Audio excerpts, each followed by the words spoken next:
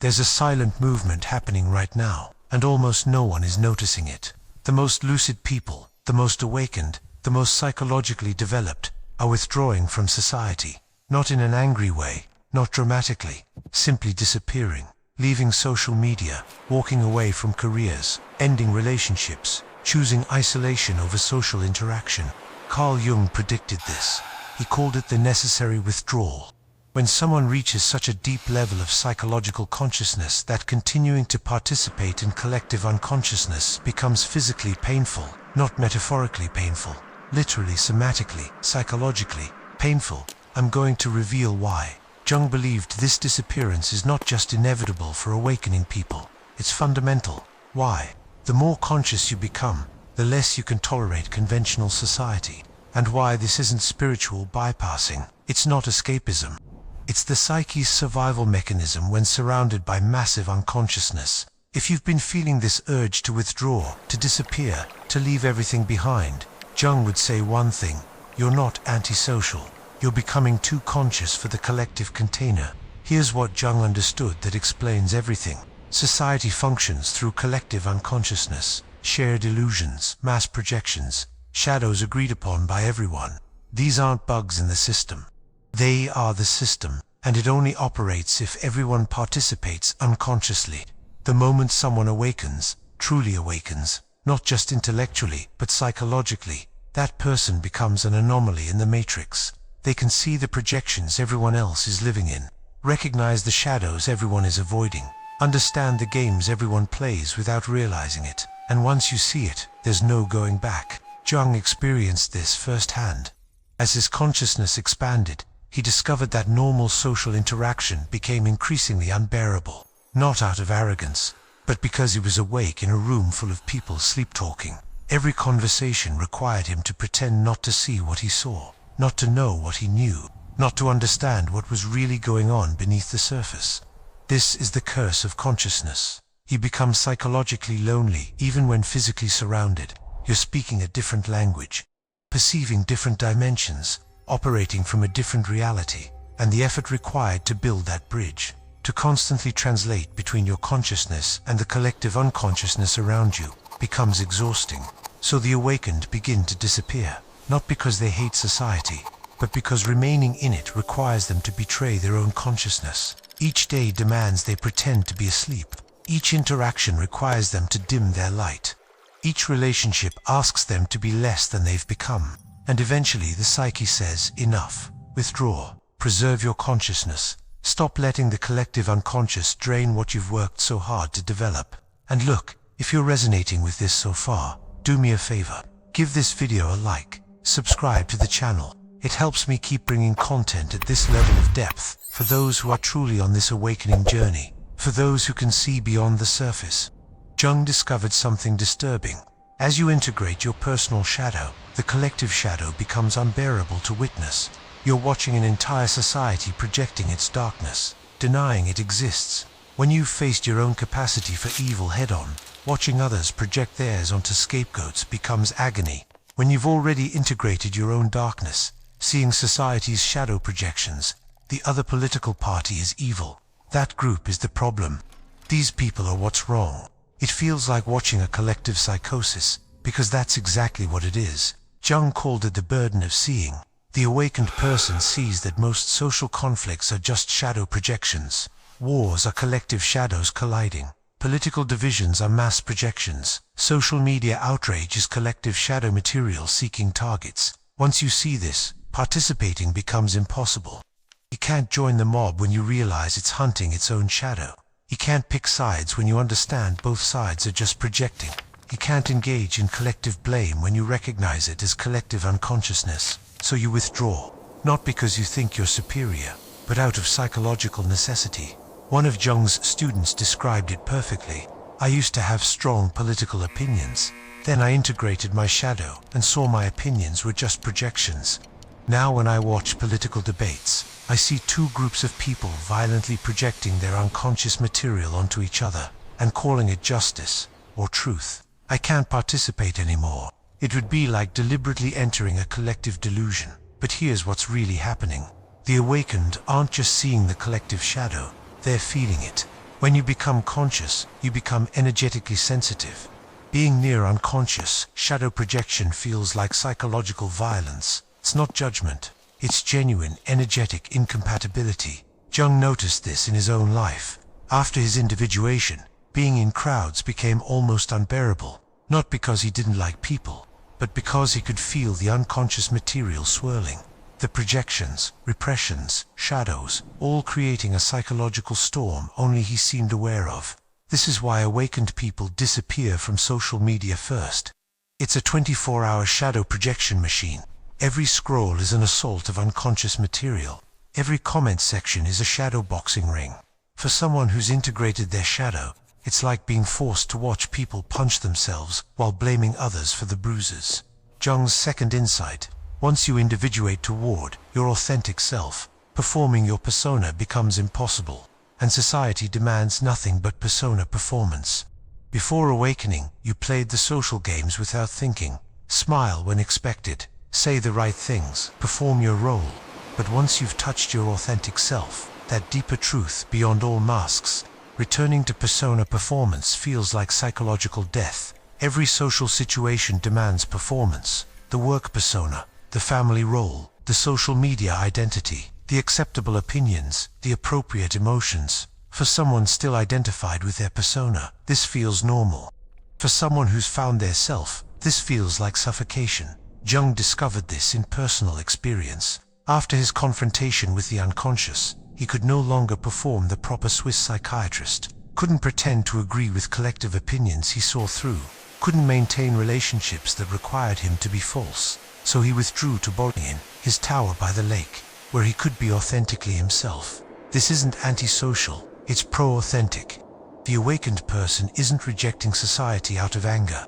It's incompatibility. They've become too real for environments that demand falseness, too authentic for spaces that demand performance, too whole for containers that only accept fragments. One of Jung's patients, a successful executive who had gone through individuation, described the impossibility this way: I sit in board meetings and everyone is performing their executive roles, saying what executives should say, thinking what executives should think. I can't do it anymore. It's like they're asking me to pretend I'm someone I never was. My authentic self has no voice in that room. Only my persona did, and it died. She didn't quit dramatically. She disappeared quietly, transitioning over months, moved to a small town where she could be real instead of successful, not from failure, but from the success of having found herself. This is happening everywhere. The awakened are leaving careers that demand persona performance, ending relationships based on false selves, abandoning social circles that demand masks. They're not failing at society. They're succeeding at authenticity. And that success makes social participation impossible. Here's what Jung understood energetically. Maintaining consciousness in an unconscious environment requires tremendous psychological energy, and awakened people are realizing it's not sustainable.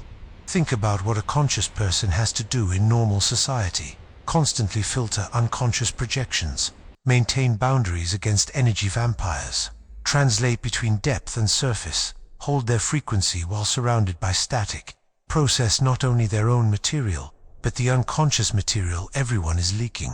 Jung called this psychological work. The invisible labor conscious people do just to exist in unconscious spaces. It's exhausting. Every interaction requires you not to react to projections, not absorb others' unconscious material, not get pulled into collective dramas, not match the unconscious frequency around you, not betray your truth to maintain harmony. For unconscious people, this isn't work.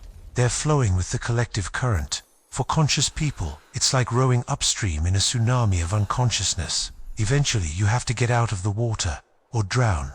Jung noticed his most conscious patients developed chronic fatigue, mysterious illnesses, depression, not from personal pathology, but from the exhaustion of maintaining consciousness in unconscious environments. The cure wasn't therapy. It was withdrawal from the environments draining them. One woman, a teacher who had awakened through years of inner work, developed severe chronic fatigue. Medical tests showed nothing wrong.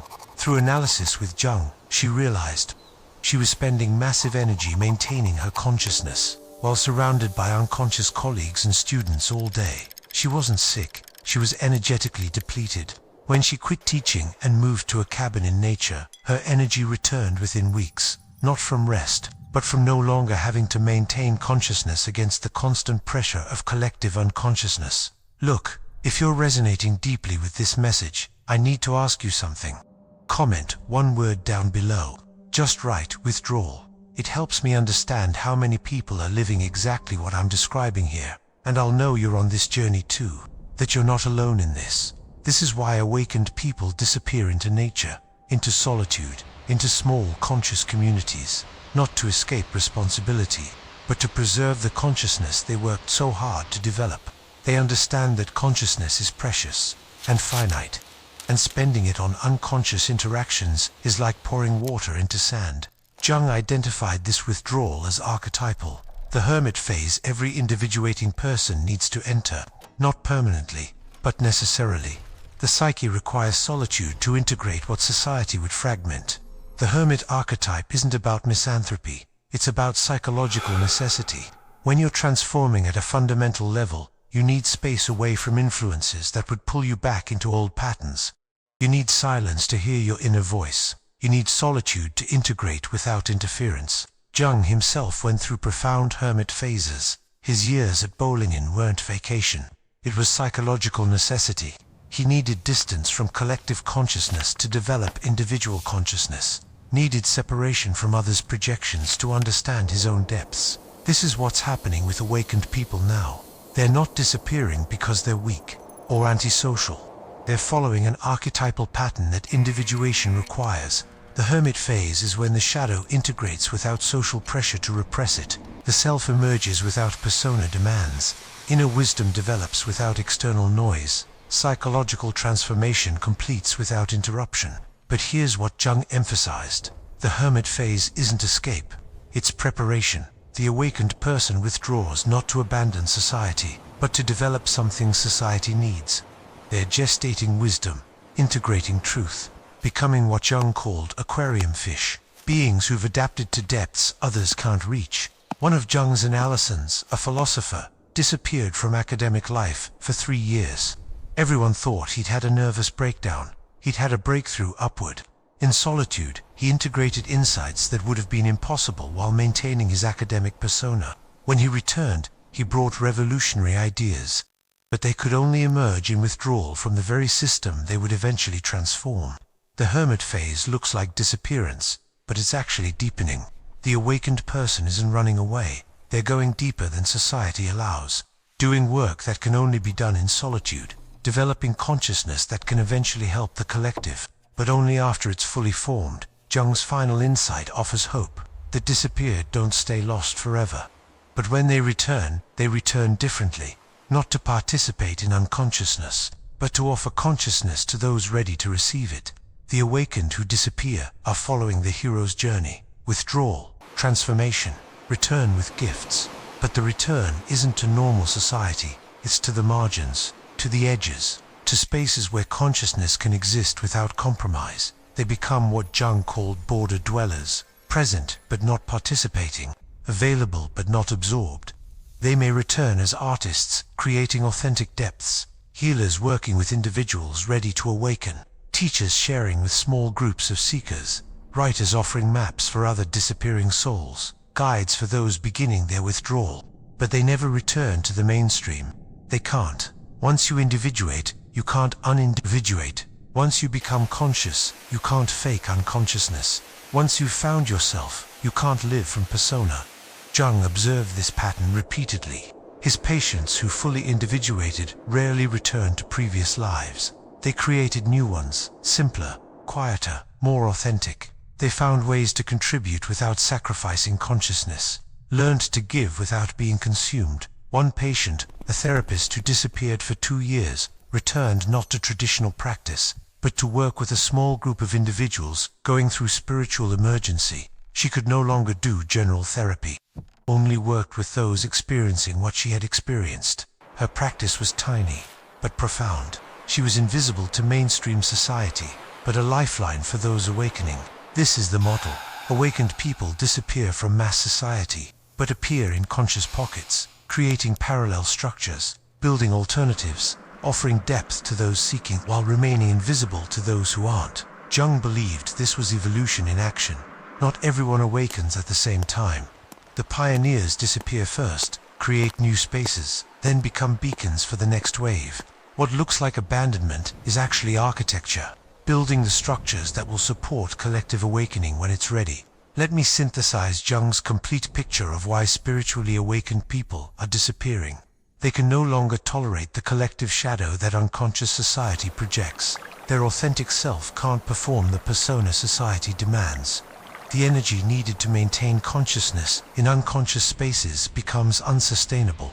They enter the necessary hermit phase that individuation requires. Eventually they return, but only to conscious edges, not to unconscious centers. This disappearance isn't failure. It's evolution, not weakness. It's wisdom, not abandonment. It's archetypal necessity. The awakened are following a pattern as old as consciousness itself. Withdraw, transform, return, transformed. Society experiences this as loss, abandonment, even betrayal. Where did all the conscious people go? Why are the wisest voices getting quieter? Why are the awakened abandoning the collective when it needs them most? But Jung would say they're not abandoning the collective. They're preparing something for it. In their withdrawal, they're developing what collective consciousness isn't ready for yet. In their disappearance, they're creating spaces for others to disappear. In their silence, they're gestating words the collective can't yet hear.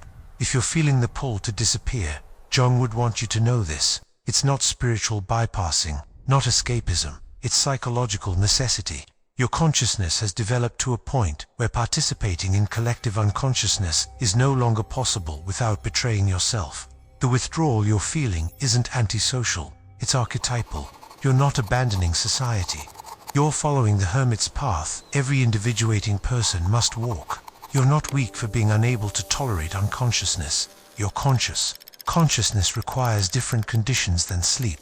Allow yourself to disappear, not forever, but for now. Find your bopping in, whether physical solitude or psychological distance. Stop spending your consciousness on unconscious interactions. Stop performing for audiences who can't see you. Stop translating your depth into shallow terms. Your disappearance isn't selfish, it's necessary. The collective needs people who've fully individuated more than it needs people who partially participate. It needs depth more than surface, authenticity more than performance, consciousness more than conformity. And when you return, if you return, you'll return with gifts that could only be developed in disappearance. You'll offer what couldn't be offered while maintaining false belonging. You'll speak truths that couldn't be said while performing acceptance. Spiritually awakened people are disappearing because that's what awakening requires, not permanently, but necessarily, not from hatred, but from love. Love for truth, consciousness, authenticity. Love that says I need to become whole, even if it means being alone.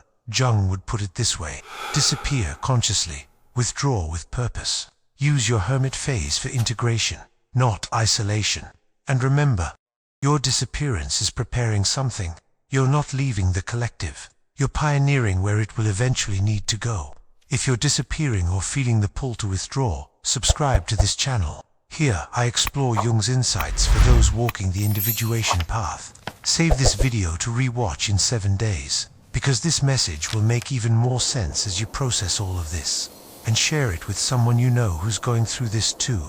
Sometimes we just need to know we're not alone on this journey. Remember this, your disappearance isn't abandonment, it's evolution, and the collective needs evolved individuals, more than it needs conforming participants.